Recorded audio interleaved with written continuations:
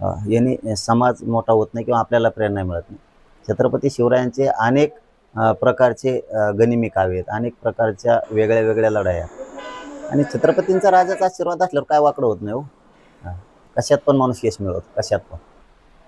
अनेकांना माहित नसेल, जरांगे पाटलांचं कॉलेज लाईफ होतं का कधी? शिक्षण वगैरे काय झालं त्याबद्दल थोडं? काय शिक्षणाला जरी गेलो, कॉलेजला जरी गेलो तरी मागच वळून बघत होतो समाजाच्या वेदनेकडं.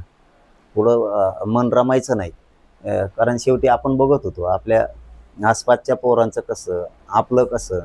मग असं हे कशानं होतंय? तर मग आपल्या वेदना ह्याच समाजाच्या वेदना असणार आहेत. मग आपलं जर एखाद्या टक्क्यानं हुकतं तर मग समाजसुद्धा हुकत असेल. आपण जर ॲडमिशन घेऊ शकत नाहीत पैशामुळं, तर समाजात सुद्धा होत असेल शिक्षण महाग झालं म्हणून.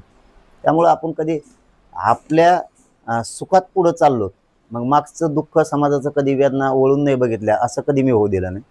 मी आपल्या सुखात चालत असताना आपलं सुख बाजूला लोटलं आणि